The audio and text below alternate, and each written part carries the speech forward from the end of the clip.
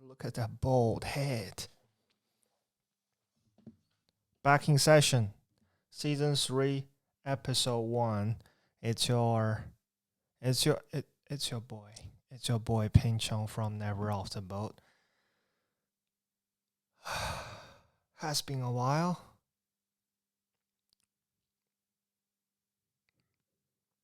Let me just enjoy this moment, yeah?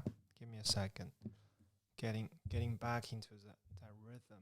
We all know that rhythm is important. Just the angle of the mic. Feeling comfortable. The chair is a bit wiggly, but that's the best I can do right now.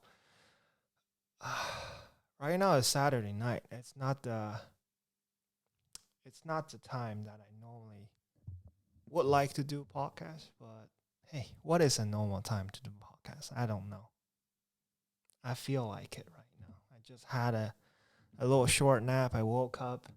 I was fidgeting a bit over my camera, and suddenly this urge of recording one just struck me, and I was like, let's do it. Why not? It has been a while. It's taking a little siesta.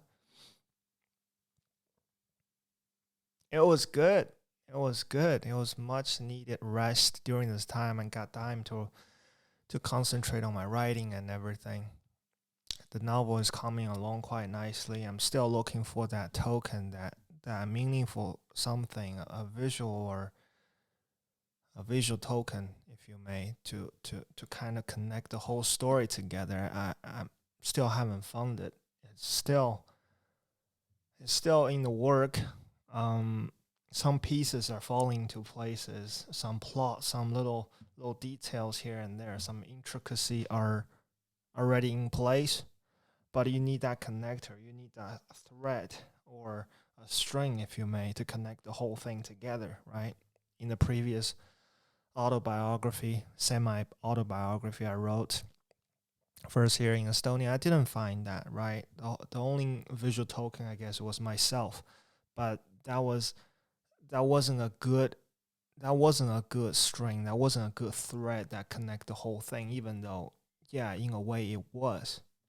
But I wasn't happy with it. At least artistically, I feel like it was a shitty move to forget about it, to not having it in place.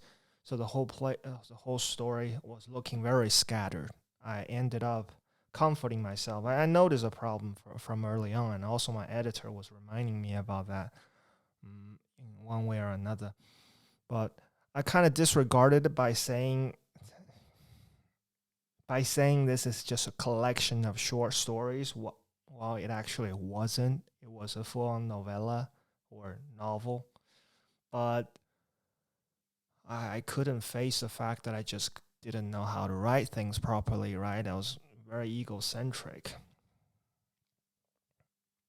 Got a huge chip on my shoulder, so I said, no, this is just a collection of stories. I'd rather having them looking scattered and not fall into one, fall into one little bag, like a bag of treasure. No, I said, like, I want them this way. And I didn't pursue further for the editing and polishing and working on finding that visual token that could tie everything together, So I didn't have it. But for this novel that I'm working on right now, I do want to find it. I mean, it's really hard because I don't want to select it. I want it to come to me. I mean, I'm pushing the envelope really hard, and I think it's on the edge of popping out. But the work is still there. I need to keep pushing that envelope until I pop. Right, that necessity is what I'm going after. I don't want this to be some kind of a casual choice. Let's say, oh, what do we got have for dinner? Hesburger or McDonald's? No, it's more complicated than that. I hope it wouldn't just be a casual choice. I don't want to see any alternative. I want to see that necessity. It must be that thing. It makes sense. When it come out, it will make sense, I think. And it will be the only choice. Yeah, I'm working on it. That's not the reason I'm losing hair though. It's just aging. um, man, it's so nobody like my hair. I know it. You know, everybody is being pretty critical about it. Alexandra being not a biggest fan of it. He said I'll look great if I grow the hair out. And my parents, especially my mom, is not a fan of it either. But I'm gonna stick to my gun. Is that the expression? Stick to my gun, or yeah, I'm gonna keep it that way. I'm gonna keep it bald because it does feel natural. It does feel there's not. I used to have a philosophy behind it. I used to say like I want to be like a smooth bullet traveling through time with the least amount of resistance and the least amount of friction. I want to cut through things like a sharp knife, but it's it's I'm not on that. I'm not on that anymore. It's going to be messy, you know, no matter how clean shaved your head is, it's life thing is messy. It's going to be forever like this. So I guess it's not about philosophy anymore. I just really enjoy short hair at this point in my life. I do enjoy it. I don't think it's about aesthetic even. It's just a personal preference. I like the feeling of waking up bald every morning. Yeah.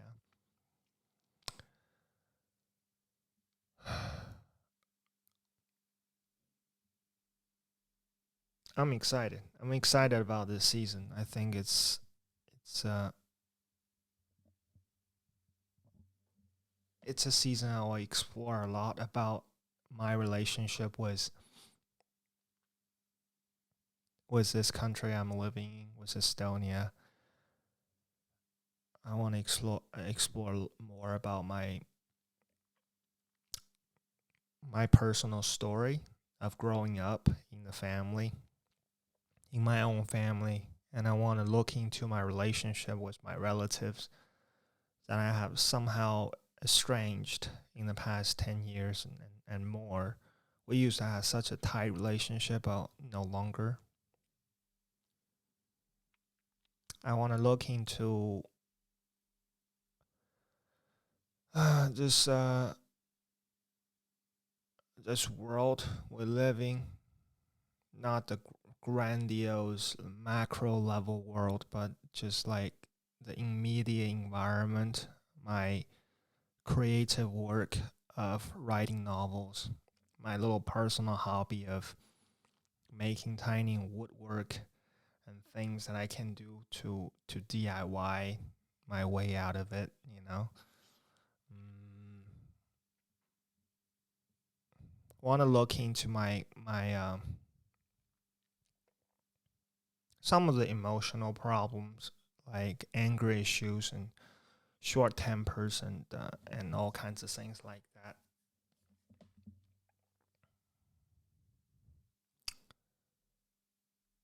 My parents are turning 60s, yeah. I'm 30. I'm 30 and my parents are turning 60. And in Chinese, we have a saying that says, you stand up when you're 30. I believe Confucius said that. Don't quote me on it, but I do believe he did. He did say that, or that was what's told to us that he said that, right? When you're 30, you're supposed to be able to stand up. Essentially, 30, and you stand as a human. You're supposed to be grounded and you're supposed to erect vertically on this land that you stand upon. It's a very I guess it's illustrative picture that you can imagine that it refers to a person being able to stand independently, confidently, and have some kind of a resolution, some kind of a conviction, if you may. And I look at myself in the mirror and I don't think I see a conviction yet. I see some sort of a resolution. I do see a general direction. I want to deal with my life. I want to deal with it very slowly, gently, but pressing on it, right? With a lot of resolution, with a lot of force, I guess, intensity, if you may. But I don't know if that's backed up by a conviction. I don't think I do have one, which is what it is. I don't know if it's fortunate or unfortunate. I haven't found that uh, conviction where I can go after certain things with a strong head space, with some kind of a will to get it accomplished, or working very focused towards a certain destination. I don't see it. I'm working on it. I don't know if it's necessarily a need or a necessity in my life, but it feels attractive of a mission. So that conviction is something that I'm trying to explore in my writing as well, to see if there is something behind all this meaningless wandering, all this meandering journey through puberty and through college and through this 20, right? All this 10 years in the past, I look back and I think, yo, that was a long ass time, even though it felt short. It felt very short, but at the same time, it's long as hell. I get to waste the most of it. You know what I mean? Like, there was no pressure imposed on me whatsoever. Nobody asked me to find a job. Nobody said anything about my choice of studies in university. My parents did give suggestions, but they were very liberal in the sense that they let me choose. They let me choose like what I want to do. When I chose anthropology, they were okay with it, which was I don't think it was something that they knew anything about. I certainly didn't when I chose to do my master's here at Thailand University. I just thought it really sounded cool, anthropology, right? Study of human. My parents didn't know anything, but they were very supportive. Um, Me going to Japan to pursue a degree in international relation, they didn't care. They were thinking, okay, so whatever decision, my parents were most of the time behind me, even though there were minor struggles and minor altercations verbally, all the time. It's just here and there. But at the end of the day, they were supportive, and I never confronted any real adversity when it come to like material needs. I never felt like I needed much. And my parents supporting me. I do part time myself, earn some living here and there. The Estonian government as well as the Japanese government, the taxpayers, the good money, the goodwill of the people in the country that I lived in also supported me with scholarship, with tuition deductions and waivers.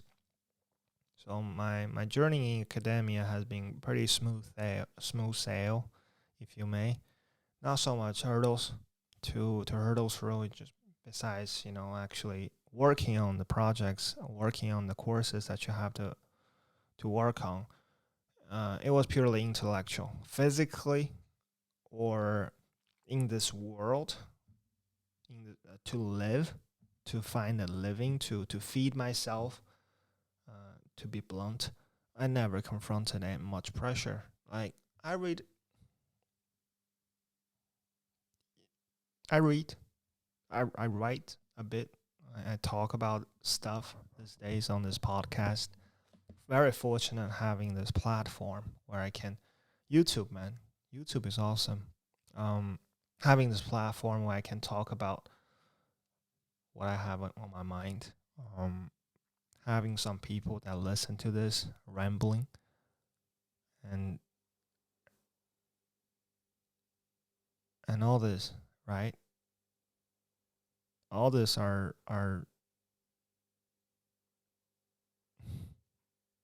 all this are something that I hold very close to heart. But besides this, what do I really do like to earn a living? Not much, man. I teach English, So what? I teach some people how to work out. So what? Like it wasn't. It was mostly just. It doesn't feel like a career. Anything I did, even including like working at the university as a lecturer on half-time base, it didn't feel like a work. It was an extension of things I already do. I work out, so I learned very quickly. Uh, how do I put it? I acquired um, the personal trainer qualification in a matter of 4 days. Yeah, it was I want to expose them. This qualification called ACE, is American Council of Exercise. It was supposed to be one very well respected certificate for a personal trainer to get, and got the textbook, and I went through the 500 pages of content in a couple of days, 3-4 days, right? I read through it, see everything. Human anatomy was the only part that I had some trouble like memorizing, but everything else was pretty obvious, and also very rudimentary knowledge on there. Nothing that I didn't know already. So on fourth day, I got the online test done, and I passed.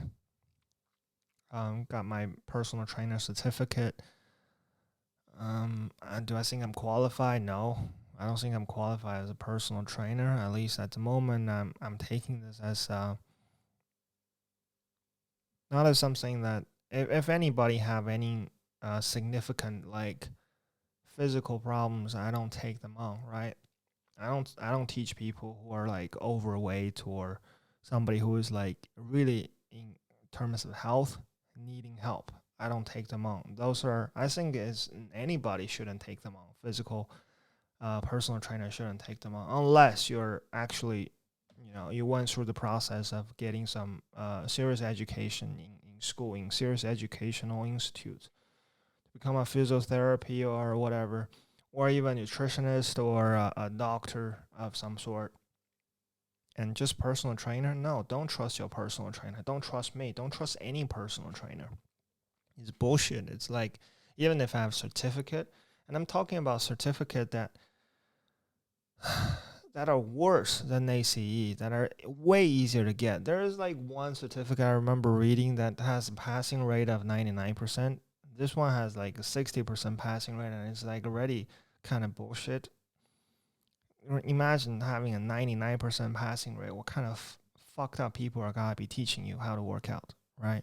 They gotta give you a back pain sooner or later. So don't trust your personal trainer. If you really want to start working out, just do it. Do it one step at a time, man.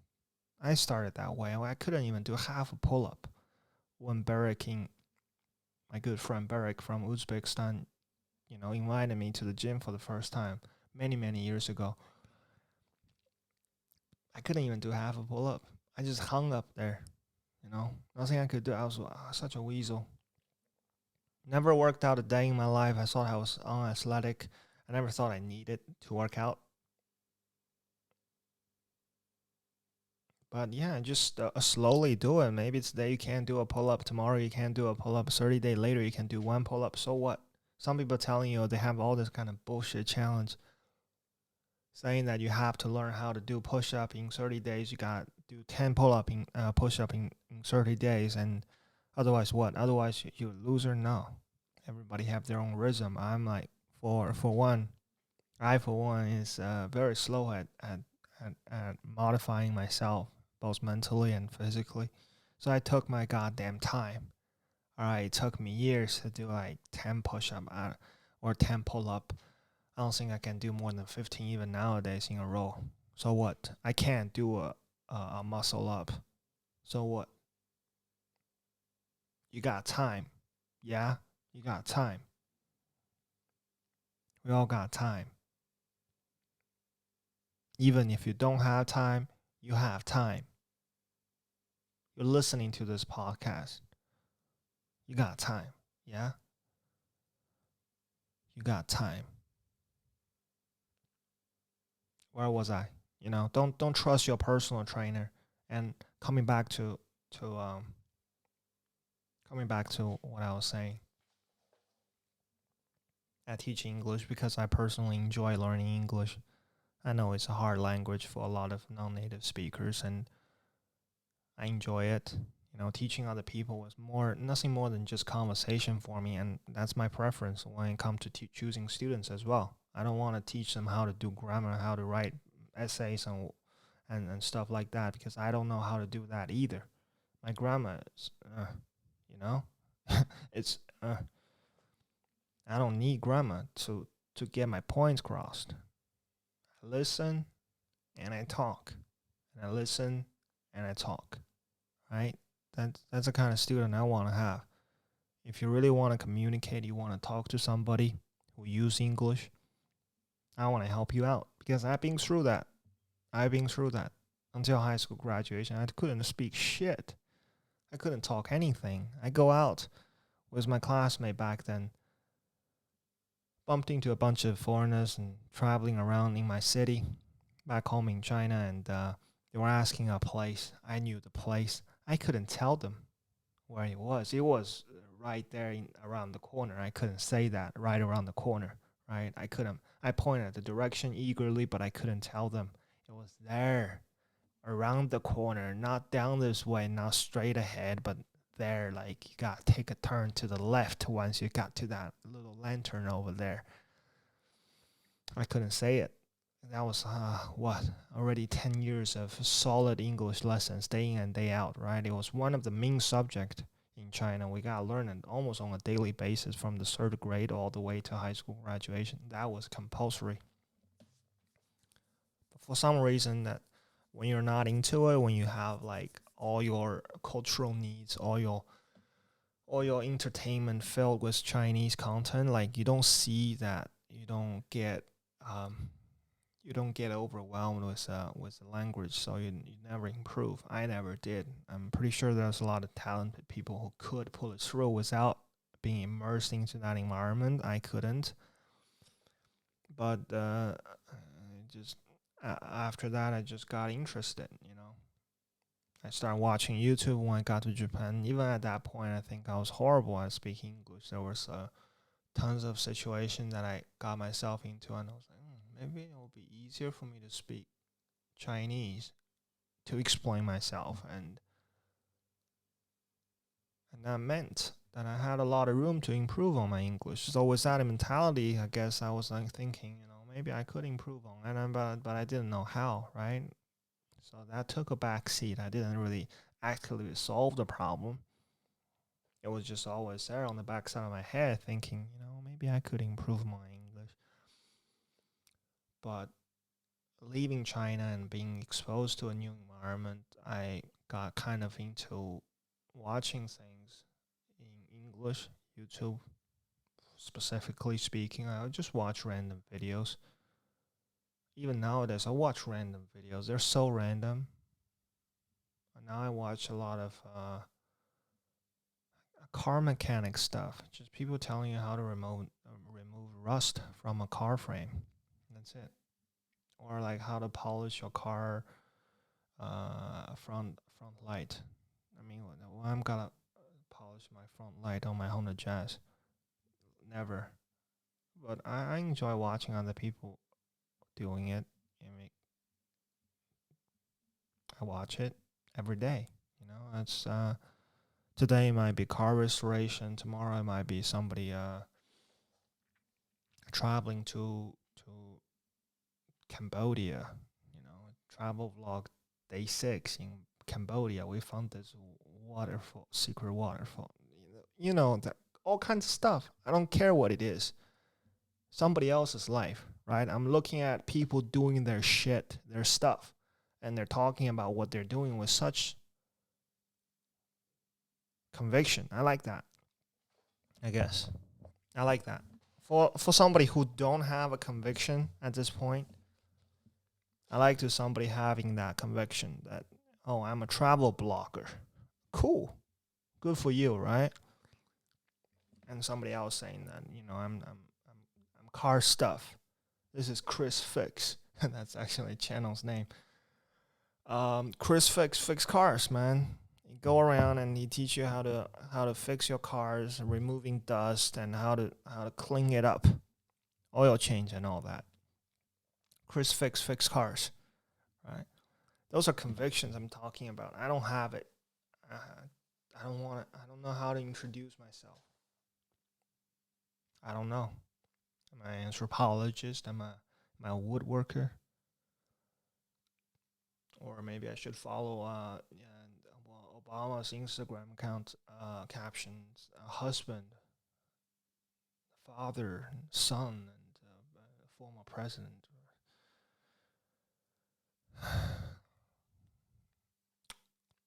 I don't know.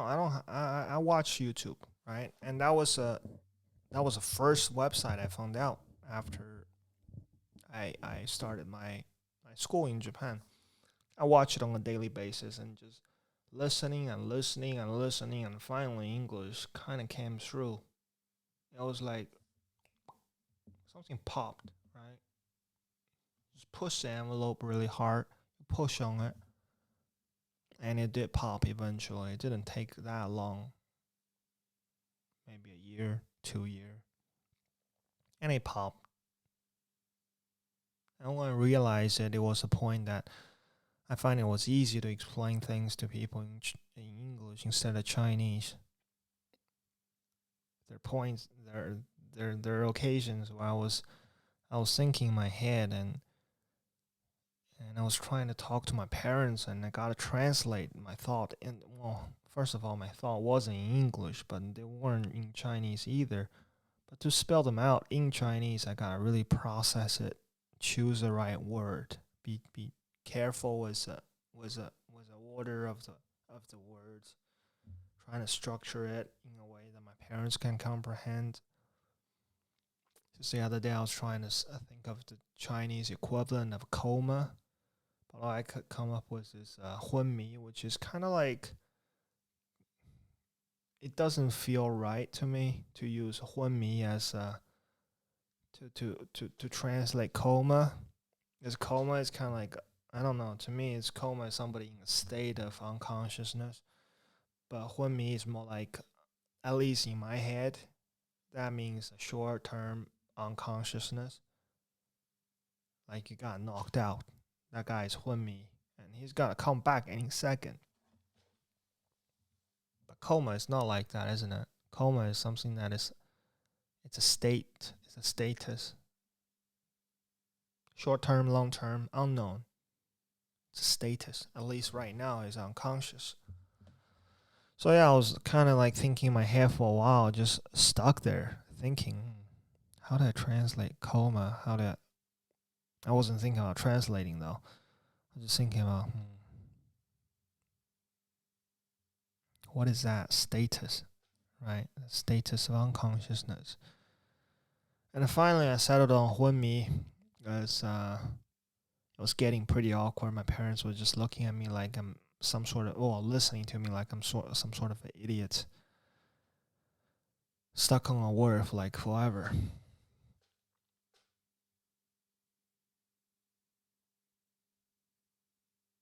Yeah, so I try to kind of in my English teaching, I guess I try to utilize the same way of helping my students. I talk to them as much as I could. I touches on a range of topics that just stimulate different part of your cognitive process of using a language. Not only about daily events or academic setting or I don't know, casual topic. It's not really scenario based. It's more conscious based. You know, sometimes I ask questions that are more philosophical and more abstract and more hypothetical, and sometimes I ask more down to earth questions, as for why you prefer apple over pears, right? All kinds of different questions, all kinds of different leads that does kind of conjure different kind of cognitive process in your head, in your linguistic part of the brain.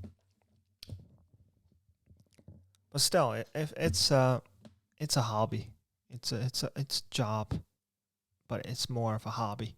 I do get money out of it, but it's more of a hobby. What else? Woodworking is a hobby, right? Writing, I guess, is a hobby. I don't earn much money from it, even though I am currently a member of Estonian Writers Association. I get royalty from people renting out books from the library. But they're all hobbies, man. I don't have a career per se. I don't know what is my career. Right? I don't even know if I want one. And that's the thing. I don't even know if I want one. I do see a lot of potential in writing, but I don't know.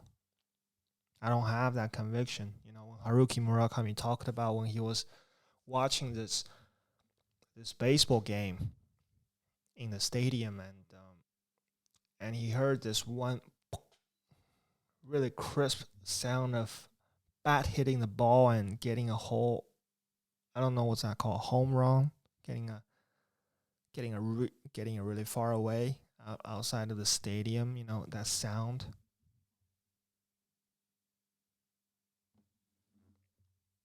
Oh shit. Okay, the recording started, but hey, who cares? Nobody's watching it my face anyway. So let's continue talking. Yeah. So, um, I never had that moment. I never had that moment where I was like, you know, just thinking, oh, this is something I could do. That's a moment Haruki Murakami talked about how he decided he could be a novelist. He could write novels, and he went back home and wrote the first one. I never had that moment. You know, he was 29. I'm 30. I never had that moment. I still don't know if I can call myself a novelist, even though I wrote a book. I don't think I am. Um,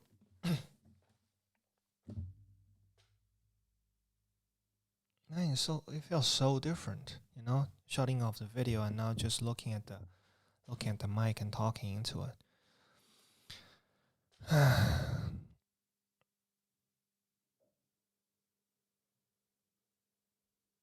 Mm.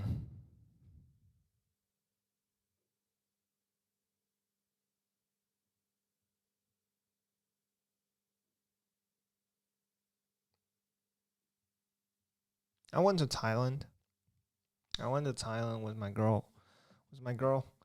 And we had a great time. I had a great time. As some argues, you know, traveling, some unpleasantries, but they were minor episodes. Uh, we love each other, we console, and we look into each other's eyes, and we say sorry. Mostly, I say sorry, and yeah, we make up. And it was a really great time there. It was sunny, it was bright. The first couple of days in Bangkok, it was kind of gloomy, and sun didn't come out all that much, and the pool was closed in the hotel. But overall, Thailand was great. The humidity. I like walking down the road and looking for food and knowing that I don't have to break a bank to get some street side mango. It was all in all the best. Um, let me be more careful with my word choices, right? It was hands down one of the best travel experience I ever had. I had all I need. I was feeling very rested. I had so much food. Eating every day was a hassle, not because it was hard to choose, but it was because, yeah, it was hard to choose because it was so much food to choose from, and I loved them all. The fishbowl noodle and the mango rice, just mango, the coconut, even though like later I kind of didn't like it anymore. The pork knuckle and rice, um, the roasted duck with rice, the Korean barbecue we had, the gyoza, the dumplings, and the steamed pork dumplings, and what else? All kinds of dumplings and noodle and rice, and man, it was just I have enough food. And they were so cheap. I love Thailand. The weather was humid, hot. I like that. I like noisy it is. Like there's a lot of people always walking down the road, and nobody really gives a shit about where you're going and what you're doing. It's a hustling, bustling city of Bangkok. And later when we moved out to Pattaya, it was also a great place to be. Like it was quiet. Saw videos before I left, and I knew it was supposed to be such a like a hustling, bustling tourist town as well. But when we were there, still COVID, so things didn't pick up yet. Not so many tourists. Were one of the only ones. It was quiet and it was beautiful, and we took a ferry to the a small island not far away from the shore as well on one day, on one clear sunny day, and it was fun. It was beautiful, crystal blue, and it was white sand, and it was, man, dreamy, you know, dreamy. I loved it. Everything about the trip, I couldn't complain about it. It didn't even bother me to sit on a economy seat for 12 hours straight. It was pretty harsh, if you may. But the food, the people, they say it's a land of the smile, and it's not exaggeration because, uh, to be honest, I didn't see a lot of smile. Reason being that everybody was wearing masks, even outside walking on the road. But it was definitely a land of like pleasant people because I love them. Like they were so polite all the time. They were trying to be helpful. There was a few occasions where taxi driver trying to charge you a little bit more than the meter suggests, but it was, you just stick to your guns. I said this the second time today, right? Stay to your guns, stick to your guns, yeah. And you just tell them we want to use a meter. If they say no, you just walk away. There's always a second taxi. Those things happens, but it doesn't mean anything. Generally, people are so nice, such nice people. Always helpful, always there for you, always pleasant to deal with. And the food, I don't know how many times I said it. Super nice, super, super, super nice. Um, Soaked up so much sun. I didn't know how much like the lack of sunlight got to me over here in Estonia, but I guess it did because I remember that feeling to have that sun all over you, and it's a pleasant feeling. It's a pleasant feeling like you're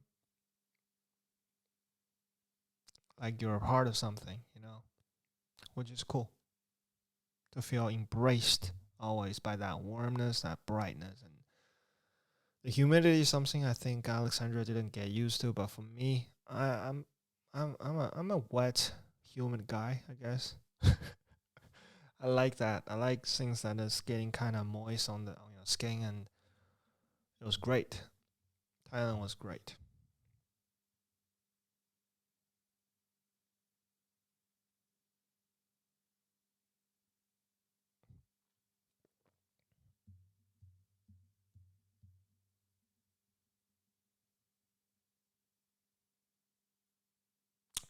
I want to say that these days I I told Carl already, a buddy of mine. I said it a couple of days ago, and that was the first time that I tried to verbalize that. I didn't notice this tendency before, but when I said it to him, um, I started to notice this is something that I have been attempting to do. Is I try to say things either in my writing or in my verbal communication with people around. I try to use more verbs and I describe a situation instead of like define it. I try not to use nouns, or I try to avoid adjectives and nouns um, as much as I could.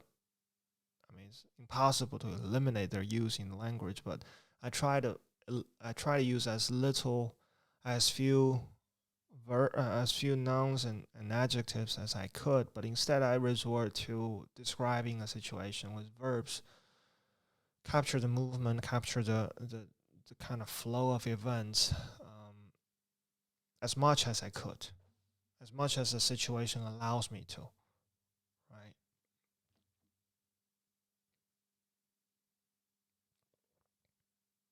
For example, um if I'm going to tell you about like the Thailand trip, I'd rather not say too much about like I'd rather not say too much about how it is so great, so how it is so good, but I'd rather describe like what was so great. Maybe it's the food, maybe it's a walk down the road, maybe it's like how the feeling of having that aircon blasting over your face when you step into a mall, right? If I'm writing a book, I don't want to just tell you that I like it and it's a great place and it's cheap. Those things are really useful and powerful, strong words. Those adjectives, good, beautiful, nice, and cheap. Those are powerful words, adjective at least, because it's sharp, it's cut to the point, and it's universal. People all know. If you know the word cheap, you know what it means. It doesn't have a lot of variables. It doesn't have a lot of room for wiggles, especially good. Good is a general word, but still it got left you very little room to wiggle around. A good is a good. A good guy is a good guy. A good guy is not a bad guy. So it's definitive. It's in the rock. It's in the stone. It's carved in the stone, right? It's there. Like it or not, it's good. But I guess if I describe the feeling, if I tell you how the succulent, soft meat of roasted duck dissolved in my mouth, and I was watering up in my mouth, and I was trying to chew on it, and it was so tender, and it got, oh man, it exploded in your mouth. What is? If I'm trying to describe the process of eating and enjoying that gourmet meal, that's something that I want to do. It strike a chord with myself. Not only it's more illustrative to you, maybe that's my imagination, I guess, or intention.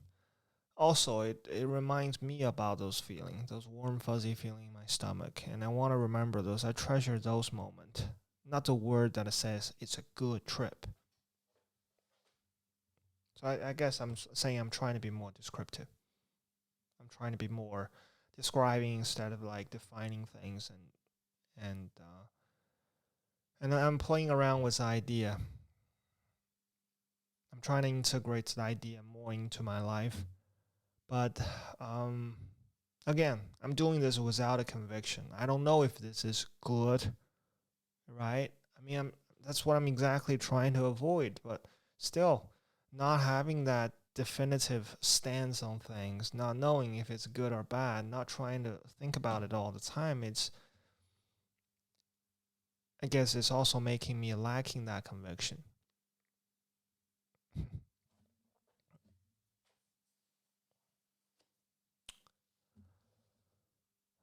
I don't know. I don't know. I don't know if it's good. I don't know if it's bad. And I hope this is going to lead to some kind of a revelation. But not right now. Right now, I'm just trying to describe it. I feel like that's the right way to do it. It's more gentle. Describing things is less enforcing. It's more gentle. It's more intense. I feel like I can press the back better with verbs. If I describe things in long enough, I feel like I have a better grip on this little bag that is full of treasure inside, and I want to squeeze something out. Um, I'm gonna keep pushing it. I'm gonna keep pushing this back, and I'm gonna try to describe it as much as I can in my novel, which should be coming out this year, for sure. I think it's going to come out this year. Um, I'm gonna keep doing what I do right now, but at the same time, do I know if it's good or bad? No, I do not know, and I have time. Like I said, you have time, and I'm not in a hurry to know if it's good or bad. Good or bad, it is. it is this. I know me. I know uncertainty, and I know all this imaginations I have in my head, the powerful tool I have that is called making up things, making up the future, making up the memory, making up the status quo, making up my own feeling. The more I say, the more I start to lose a grip. But I gotta keep saying. And that's the last tool I have.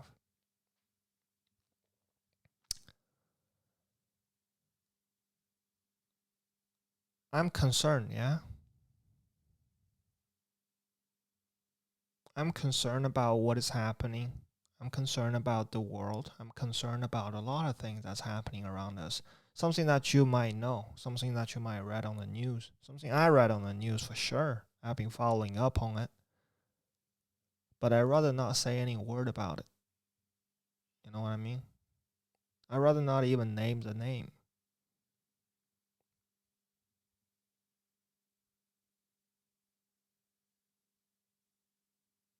I know how I feel. And I want to press on it. I don't want to blame. No. Anything I say, even one word, is going to sound like I'm blaming. Feel like I'm venting. No, I don't want any of those. There's enough of that in the air already. No, I wanna press, but I don't wanna blame. I wanna press it as hard as possible, but I don't wanna blame.